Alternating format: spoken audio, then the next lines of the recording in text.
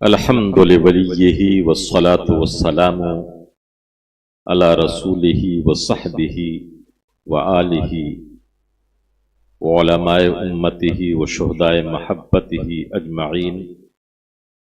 أما بعد، فأعوذ بالله من الشيطان الرجيم. بسم الله الرحمن الرحيم.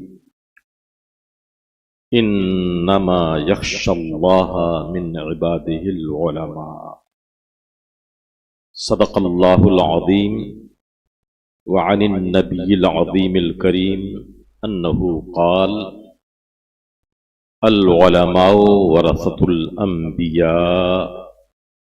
صدق رسول الله صلى الله عليه وسلم وبارك عليه. ان اللہ وملائکتہ یصلون علی النبی یا ایہا الذین آمنوا صلوا علیہ وسلموا تسلیما. اللہم صل علی سیدنا مولانا محمد وعلی آل سیدنا مولانا محمد وآلہ الکریم وبارک وسلم. صلاۃ و سلاما علیک یا رسول اللہ. حضور سراج الفقہاء محقق مسائل جدیدہ حضرت العلام الشاہ محمد نظام الدین صاحب قبلہ قادری رضوی برکاتی، شیخ الحدیث و صدر دارالفتاء الجامعۃ الاشرفیہ مبارک پور، عطائے حضور مفتی اعظم ہند پیر طریقت حضرت علامہ مولانا الحافظ القاری محمد شاکر علی صاحب قبلہ نوری دامت فیضہم، اساتذہ کرام دارالعلوم نجم العلوم اور سنی دعوت اسلامی سے وابستہ میرے آقا صلی اللہ علیہ وسلم کے غلاموں، برادران اسلام، السلام علیکم ورحمۃ اللہ وبرکاتہ. حمد و صلات کے بعد سب سے پہلے تو میں اللہ کی اس عظیم نعمت اور اس کی دی ہوئی توفیق پر شکر بجا لاتا ہوں. یہ آج کی یہ وہ عظیم بابرکت مجلس ہے جو عرس نوری کے نام پہ عالمی تحریک سنی دعوت اسلامی کے امیر محترم عطائے حضور مفتی اعظم ہند نے وہ نور کی کرنیں بکھیری ہیں.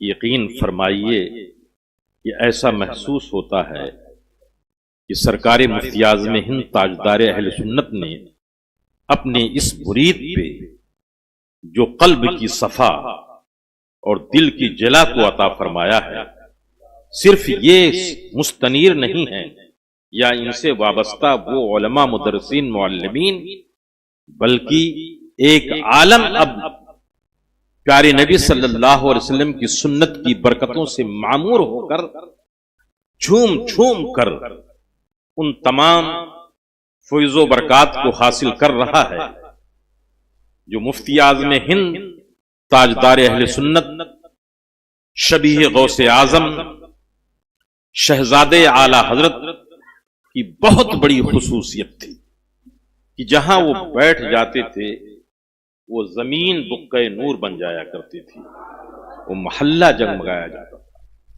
جس بستی سے گزر جائیں صحرا ہو کی جنگل آبادیوں میں اور نور سے وہ معمور ہو جاتا تھا. تو بجا طور پر میں حضرت امیر سنی دعوت اسلامی عطائے حضور مفتی اعظم ہند کو اس آج کے عظیم اجتماع اور عظیم روحانی پروگرام جو عرس نوری کے نام سے یہاں منعقد ہے، یقین فرمائیں کہ اللہ والے یہ ہمارے علماء اساتذہ ہماری گھٹیوں میں پلا دیے ہیں، وہ کبھی مرتے نہیں اور نہ ان کا سلسلہ فیض کبھی منقطع ہوتا ہے. فیض کا جو دریا ان کی زندگی میں جاری رہتا ہے، بعد وصال اور انتقال کے بعد بھی اگر دل میں لگن ہو تو فیض جاری و ساری رہتا ہے. ہماری ان آنکھوں نے میں کچھ تھوڑے سے بغیر تمہیدی کلمات کی، چونکہ میں جب آپ کو دیکھ رہا ہوں اور سنی دعوت اسلامی کی تحریک کوئی سیاسی تحریک نہیں، بلکہ اس کا مقصد اول پہلے دن سے ہی ہم سمجھ رہے تھے کہ مسلک اعلیٰ حضرت کی ترویج و اشاعت اور جس کی چمک کو حضور مفتی اعظم ہند نے نورانی کرنوں سے نہ صرف اپنے وطن عزیز کو بلکہ اقصائے عالم کو منور کیا ہے، اسی کے جھنڈے کو بلند کرنے کے لیے سنی دعوت تحریک، سنی دعوت اسلامی کی یہ عظیم تحریک ہے۔ آج بمبئی کے ہزاروں مسلمان، لاکھوں کی تعداد میں خوش عقیدہ مسلمان، ابھی میں دیکھ رہا تھا کہ عشق و محبت، عشق و محبت، اور اس کے جواب میں جو آپ شمع نبوت کے پروانے ہو، ایک اللہ کے ولی سے وابستگی رکھتے ہو، جو کہہ رہے تھے اعلیٰ حضرت، اعلیٰ حضرت، یہ فیضان ہے ان عطائے حضور مفتی اعظم ہند اور سنی دعوت اسلامی اور ہمارے علماء اور ہمارے ان علماء اور فقہا کا کہ جنہوں نے اس زمانے میں مسلک اہل سنت، مسلک اعلیٰ حضرت سے ہمارے ایمان کی حفاظت فرمائی ہے۔ میں کیا عرض کروں، نہ میں کوئی خطیب ہوں اور نہ کوئی مقرر ہوں، بس قسمت نے صحرا نوردی متعین کر دی تھی، لیکن ہاں اتنا ضرور ہے کہ اپنی کم عمری کے باوجود بھی ہم نے اپنے بزرگوں کو دیکھا ہے، جہاں ایک طرف کئی بار ایسا اتفاق ہوا کہ سرکار مفتی اعظم ہند تاجدار اہل سنت حضور ہم شبیہ غوث اعظم کی بارگاہ میں حاضر رہے، وہ ویسے کسی سے خدمت نہیں لیتے تھے، بڑی سختی کے ساتھ منع کرتے تھے، یہاں تک کہ حال یہ تھا کہ پانی بھی نہیں مانگتے تھے، کھانا بھی نہیں مانگتے تھے، وہ حدیث پہ عمل کرتے تھے۔ لیکن چونکہ ہم لوگ طالب علم تھے تو حضرت کا چہرہ ایسا لگتا تھا کہ کالی گھٹا میں چاند نکلا ہوا ہے، تو شعور ہو کہ نہ ہو، لیکن چہرے کی جو شباہت تھی اور چہرے کی جو صباحت تھی اور چہرے کی جو تراوت تھی، اس کو دیکھنے کے بعد لاشعوری میں دل یہ چاہتا تھا کہ اس اللہ کے ولی کو ہم دیکھتے رہیں۔ شاید اس وقت ہم کو یہ بھی نہیں معلوم تھا ولی کون ہوتا ہے، ہم شبیہ غوث کون ہوتا ہے، لیکن اعلیٰ حضرت کی شہزادے کو رب تبارک و تعالیٰ نے جن جمالیات سے، جن کمالوں سے نوازا تھا کہ رب تبارک و تعالیٰ نے آپ کی ذات میں، چاہے وہ وہبی ہو، چاہے وہ کسبی ہو، چاہے وہ اضافی ہو، چاہے وہ ذاتی ہو، تمام صفات کو غوث اعظم کے صدقے میں مفتی اعظم کی ذات میں جمع فرما دیا تھا، اور ہر کوئی ان کے دیکھنے کے بعد کہتا تھا ان کے جمال جہاں آرا کو، ان کے قد رانا کو، زفرق تک بقدم ہر کجا کی من اکرم، کرشمہ دامن دل می کشت کی جائیں سر۔ اگر آپ کے پگڑی مبارک کو، عمامہ شریف کو دیکھتے، میں آپ کو لے جانا چاہتا ہوں کیونکہ حضور محقق مسائل جدیدہ سے آپ کو سننا ہے تو تقریب فہم کے لیے آپ کے ذہن کو قریب کرنا چاہتا ہوں۔ پگڑی شریف کو، عمامہ شریف کو، وہ مختلف کلر کا، عموماً سفید اور کبھی کبھی بادامی اور کبھی کبھی ہلکا گلابی کا، اور کبھی کبھی حضرت صدری بھی پہنتے تھے، لیکن عموماً لمبا کرتا، بہت ہی نفیس انداز میں۔ لیکن پگڑی شریف کو، عمامہ شریف کو دیکھنے کے بعد محسوس ہوتا تھا کہ پگڑی شاید انہی سروں کے لیے بنائی ہے۔ حضور کی سنت کو دیکھنے کے بعد، اور میں سمجھتا ہوں کہ آپ خوش نصیب ہیں کہ اس ماحول میں جہاں سنت نبوی پہ عمل کرنا لوگ آج سمجھتے ہیں، اے نوجوانوں، تم نے اپنے بزرگوں کے راستے پہ چل کر کے مفتی اعظم کے فیض کو پا کر کے اگر سر پہ عمامہ شریف کو سجایا ہے تو آپ کو مبارک ہو کہ کل میدان محشر میں بھی انہی صحابہ کی بارگاہوں سے گزرتے ہوئے آپ کو اگر جگہ مل گئی تو سمجھ لی کہ زندگی کامیاب ہوئی۔ ہمارے علماء کا یہ طریقہ ہے کہ ان کے جب وہ کسی جلسے میں آتے ہیں تو ہار یا پھول ان کی خدمت میں پیش کر جاتا ہے۔ خدا کی قسم میرے عزیزوں، میرے ساتھیوں، کئی مرتبہ ایسا اتفاق ہوا کہ حضرت کے سینے پر صدری کبھی ہوتی تھی، کبھی صرف کرتا ہوتا تھا، جو ہار لٹکتا تھا، یہ مشکل ہو جاتا تھا کہ گلاب، میں عرض کرتا ہوں اور شرعی طور پر بھی پورے ذمہ داری کے ساتھ کہتا ہوں کہ ہم شبیہ غوث اعظم کے چہرے کو دیکھنے کے بعد ایسا محسوس ہوتا تھا کہ گلاب بھی اپنی سرخی کی بھیک مفتی اعظم کے گادا شریف سے حاصل کر رہا ہے۔ اللہ اکبر۔ اور کپڑا جب پہنتے تھے تو ایسا لگتا تھا کہ سبحان اللہ. اور چلنے پھرنے کا عالم اور گفتگو کرنے کا جو عالم تھا اس کا معاملہ تو یہ تھا کہ بولیں تو مصطفیٰ سنت مصطفیٰ، کلام کریں تو سنت مصطفیٰ کے پے کریں، کسی کو تنبیہ کریں تو سبحان اللہ پیارے نبی صلی اللہ علیہ وسلم کی نصیحت، کسی سے محبت اور شفقت کریں تو پیارے نبی صلی اللہ علیہ وسلم کی سنت، کسی کو زجر و توبیخ فرمائیں تو پیارے نبی صلی اللہ علیہ وسلم کی سنت. پورا وجود مبارک ایسا معلوم ہوتا تھا سنت نبوی کا یہ پیکر ہے. اور کیا مجال کی کوئی یہ ادنا سی ادنا کوئی بات جسے بڑے سے بڑے لوگ ہم جیسے نکمے، اور تن آسان کا عالم یہ ہے کہ بڑی بڑی سنتیں ہم سے چھوٹ جاتی ہیں معاذ اللہ. لیکن سرکار مفتی اعظم کا عالم یہ تھا سنت تو بڑی بات ہے، سنت موقدہ تو بڑی بات ہے، کبھی ان سے مستحب بھی نہیں چھوٹتا تھا. اور استحباب پہ بھی عمل کر کے انہوں نے پوری زندگی کو ایسے ہی نہیں پوری دنیا کہتی ہے متقی بن کر کوئی دکھائے تو مفتی اعظم کو چھوڑ کر کے ایسے متقی اعظم تھے، چلے تو تقویٰ، بیٹھے تو تقویٰ، بولے تو تقویٰ، کلام کرے تو تقویٰ، سوئے تو تقویٰ. اور یہ میں مبالغہ کے طور پہ نہیں کہتا ہوں، ہاتھ کنگن کو آرسی کیا ہے ان کے دیکھنے والوں سے بھی پوچھو، ان کی سیرت کو پڑھو.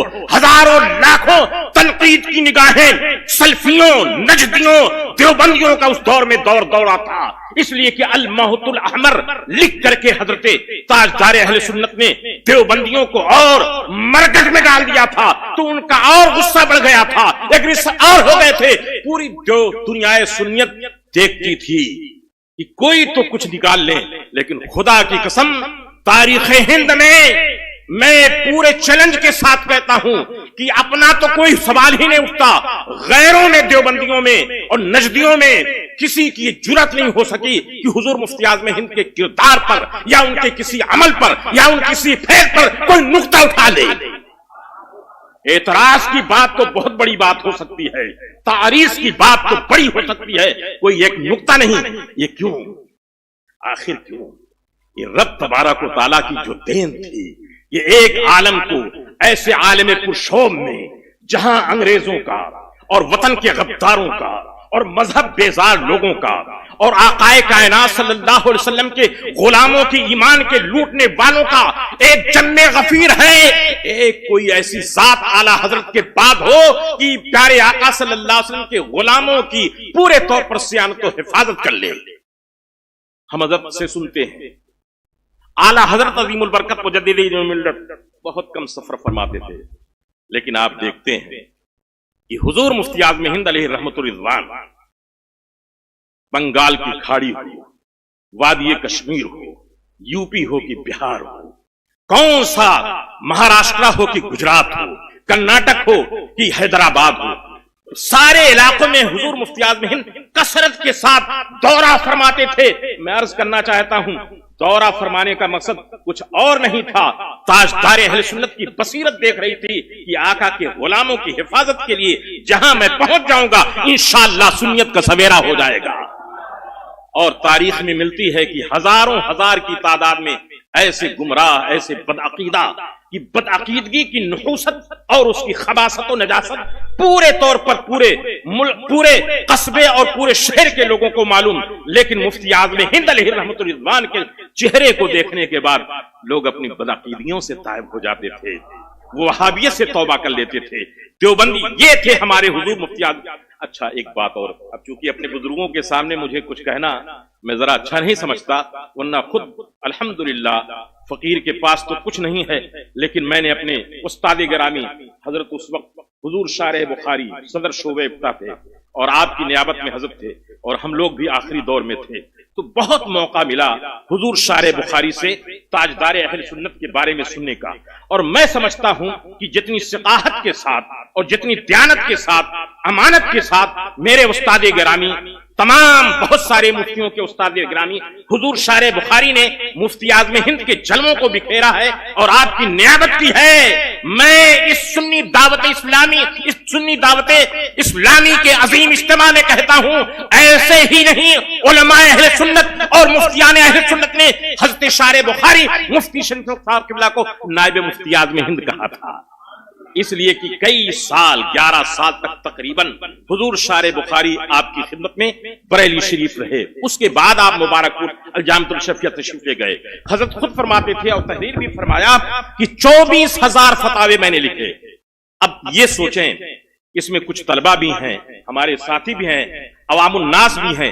مثال کے طور پر جو اپنے وقت کا دین کی خدمت کرتا ہے تو خلق خدا کی آواز کو, نقار خدا کو, خلق خدا کی آواز کو نقار خدا سے لیے انہیں سراج الفقہاء ایسے ہی نہیں کہا جا سکتا ہے. جب کورونا کے دور میں اور جب امت پر بہت سارے وقائع تھے تو محقق مسائل جدیدہ سراج الفقہاء نے جس طرح سے امت محمدیہ کی رہنمائی فرمائی تھی اور جس طرح سے بڑی ظرف نگاہی سے بڑی تحقیق کے ساتھ بہت سارے مسئلوں کو حل فرمایا تھا, یہ آج ان مسئلوں کا اگر حل نہ ہوتا تو صرف وطن عزیز اور پڑوسی ملک اور یورپ و امریکہ نہیں, بہت ساری دنیا کے خطے پریشان ہوتے. لیکن خدا سلامت رکھے, آپ کو حفظ و امان میں رکھے کہ مفتی اعظم کا فیض ہے آپ پر کہ آپ نے اپنے عقل سے اور اپنی تحقیق سے اور اللہ کے فضل سے اور حضور مفتی اعظم ہند کے فیض سے ان الجھے ہوئے مسئلوں کو اس طرح سے پیش فرمایا کہ سبحان اللہ, شریعت کے دائرے میں اور فقہ حنفی کے دائرے میں اب کوئی سمجھے نہ یا سمجھے تو اس کی مرضی ہے, لیکن علی وجہ البصیرت تمام علماء کو یہ کہنا پڑے گا کہ فقہ حنفی کی روشنی میں آپ نے ان مسائل کو کیا. تب جا کر کے لوگ کیا کہتے ہیں, سراج الفقہاء محقق مسائل جدیدہ.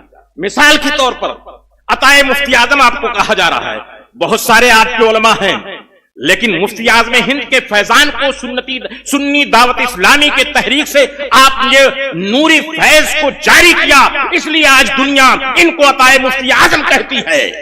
تو اسی طرح سے میں سمجھانے کے لیے کہتا ہوں کہ شارح بخاری مفتی شفیق صاحب قبلہ ان کو نائب مفتی اعظم ہند کہا جاتا ہے.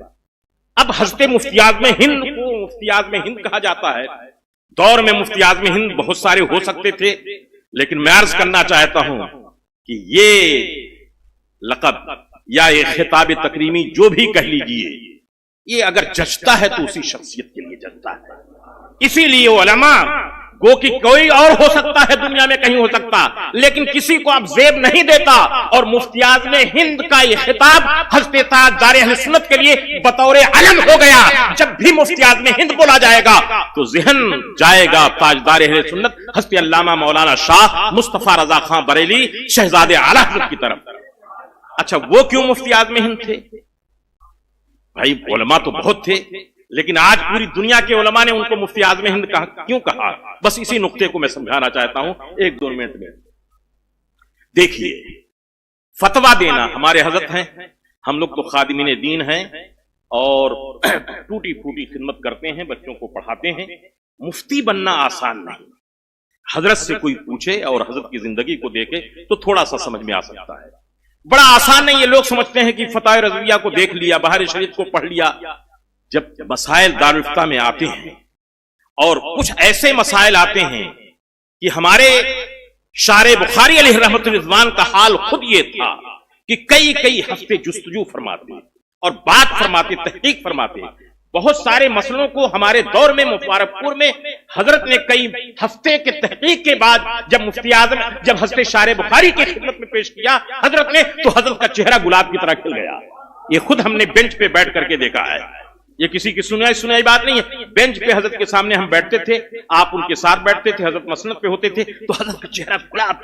اور اس کو صرف یہ نہیں ہے کہ احساس ہے, بلکہ حضرت نے اس کو قلم میں تحریر بھی فرمایا ہے, کیونکہ بڑا مشکل مرحلہ ہوتا ہے, اتنا مشکل. اور جب کوئی جدید مسئلہ آ جائے تو اللہ اکبر, جب تک کہ جدید مسائل کے حل کے لیے ایک عالم دین کو, عالم شریعت کو پورے طور پر فقہی کتب سے عبارت النص, دلالت النص, اقتضاء النص وغیرہ کی ساری مہارت نہ ہو, اس جدید مسئلے کو حل نہیں کر سکتا. اور اگر قلم اٹھائے گا تو ہو سکتا ہے بہت ساری جگہوں پہ ٹھوکر کھا جائے, اور بہت سارے لوگ ٹھوکر کھائے, غیر تو اس میں بالکل ڈوب گئے. اور اہل سنت و جماعت کا بیڑا الحمدللہ اعلی حضرت کے فیض سے پار ہو گیا.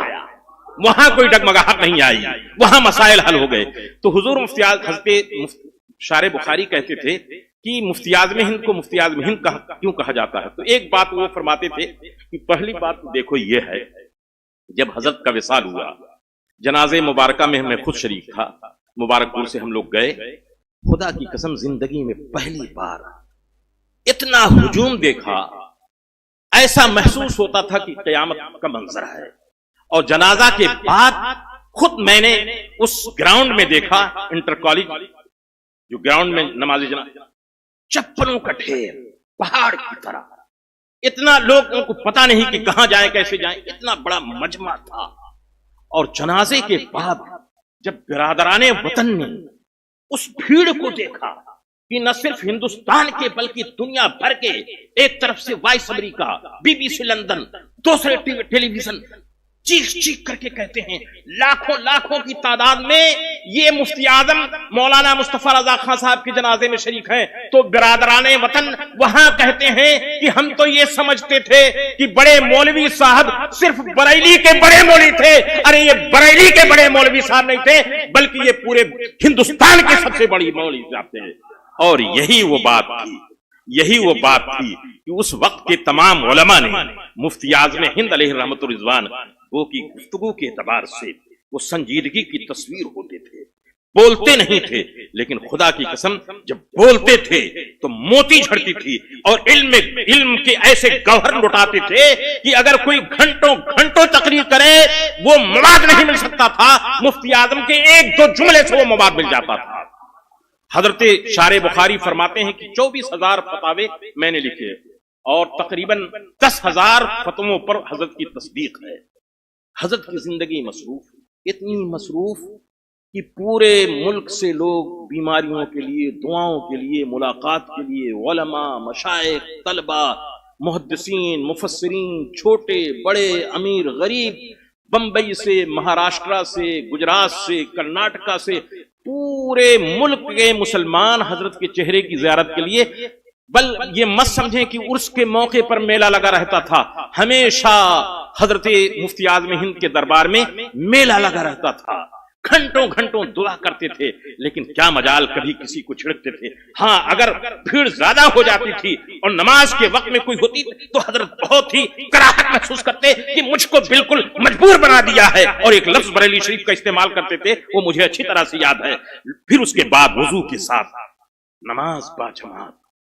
یہ بھی لوگوں نے دیکھا کہ حضرت کی عمر شریف چونکہ بہت ہوئی تو نماز کے لیے چلنے میں پاؤں میں سکت نہیں، لیکن دو کندھوں پر، شولڈر پر ہاتھ رکھ کر کے مسجد میں جماعت کے لیے جاتے. اور اس کے بعد حضرت فرماتے کہ وہ بہت بعد میں، مغرب کے بہت بعد موقع ملتا تو میں اپنے فتوے کو دیکھتا تو ایک نظر میں دیکھنے کے بعد حضرت فرماتے کہ یہ تم نے نہیں نقل کیا ہے، اس عبارت کو نقل نہیں کیا، حضور یہ کتاب نہیں ہے، اس کو نقل کرنا چاہیے، حضور یہ کتاب نہیں موجود تھی. تو مفتی اعظم علیہ رحمت الرضوان، مفتی اعظم ہند برجستہ اس کو اپنی زبان سے فرماتے، جبکہ سالوں سال شاید گزر گیا ہے کہ اس کتاب پہ نظر نہیں پڑی.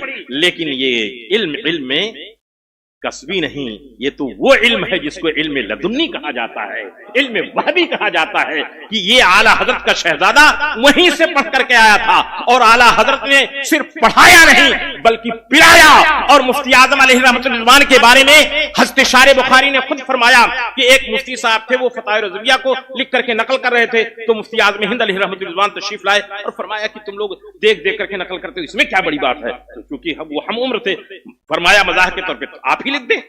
تو آپ نے فتوے کو لیا، کاغذ کو لیا، لکھا، سوال کو لکھا، اور سوال کو دیکھنے کے بعد حضور مفتی اعظم ہند نے کتابوں کی مدد سے بہترین اس کا جواب اپنے قلم سے تحریر فرمایا. اور اس کے بعد جو مامور تھے کہ حضور مفتی اعظم ہند کی بارگاہ میں لے جائیں، تو جب دیکھا تو حضرت کی تحریر کو پہچان لیا کس نے لکھا. تو ننھے میاں اس وقت گھر میں کہتے تھے، انہوں نے حضور مفتی اعظم ہند نے لکھا. سبحان اللہ، حضور اعلیٰ حضرت اتنا خوش ہوئے کہ 5 روپیہ انعام عطا فرمایا. اور یہ فرمایا کہ اب میں مہر تم کو بنوا کر کے دیتا ہوں. چنانچہ مہر کا نقشہ خود کنیت لقب نام بنایا, مہر بنایا اور ہاتھ میں دیا, کہا رجسٹر کر لو, اب تم فتویٰ لکھو. اور اتفاق کی بات مفتی اعظم کے بارے میں حضرت اشارے بخاری فرماتے ہیں کہ اتفاق نہیں بلکہ حسن اتفاق کا یہ کہ وہ مسئلہ رضاعت کا تھا. پہلا فتویٰ جو اعلیٰ حضرت نے لکھا تھا وہ بھی رضاعت کا تھا, اور پہلا فتویٰ جو حضور مفتی اعظم ہند نے لکھا وہ بھی رضاعت کا تھا. گویا کی قدرت یہ دکھا رہی تھی کہ کوئی معمولی نہیں ہے. اگر کوئی اضافی قوتوں سے مفتی اعظم ہو جائے اور صاف ہو جائے تو یہ کمال کی بات ہے, لیکن خالق کائنات نے ذاتی خوبیوں کو بھی رکھا ہے کہ علم کا ایسا پیکر. اور کبھی کبھی تو طبیعت یہ کہتی ہے فیصلہ کرنے کے لیے ہم جیسے گواروں کے لیے ان کی سیرت کو جب ہم پڑھتے ہیں ان کو کیا کہیں. ارے وہ زہد و تقویٰ کے ایسے عازم تھے کہ بڑے بڑے لوگوں کا دل پانی ہو جاتا تھا, لیکن حضور مفتی اعظم ہند عظیمت کی اس راہ پہ چلتے تھے. جیسا کہ میں نے کہا سنت تو سنت, سنت موقدہ تو سنت موقدہ, وہ مستحب کو بھی خلاف اولا کو بھی نہیں ترک فرماتے تھے. یہ شان تھی. اسی لیے عزیزان ملت اسلامیہ, جو خدا کا نیک بندہ ہوتا ہے اور عالم ربانی ہوتا ہے اس کے لیے پہلے قرآن نے فرمایا ڈرنے والے تو بہت ڈرنے والے ہوتے ہیں, لیکن جن کو مفتی اعظم کہا جاتا ہے, حضور حافظ ملت کہا جاتا ہے, حضور مجاہد ملت کہا جاتا ہے, اور ان جیسے ان کے اقران اور یہ سارے اسلاف, یہ جو ہیں یہ وہ لوگ ہیں کہ حقیقی معنوں میں وہ خدا کا خوف رکھتے ہیں, خشیت رکھتے ہیں. اسی لیے حقیقی معنوں میں یہ عالم ربانی ہے, اور عالم ربانی پر جب رب کا فیضان ہوتا ہے, قدرت الہی کا ایسا کرم ہوتا ہے تو دنیا دیکھتی رہ جاتی ہے. اس لیے عزیزان ملت اسلامیہ, میں بجا طور پہ کہتا ہوں کہ حضور مفتی اعظم ہند صرف مفتی اعظم نہیں تھے, وہ محدث اعظم تھے, وہ مفسر اعظم تھے, وہ ہم شبیہ غوث اعظم تھے. اللہ رب العزت اس کو قبول فرمائے اور نورانی عرس کی برکتوں سے اللہ تعالی ہمیں دین کی خدمت کی توفیق عطا فرمائے برحمتک یا ارحم الراحمین.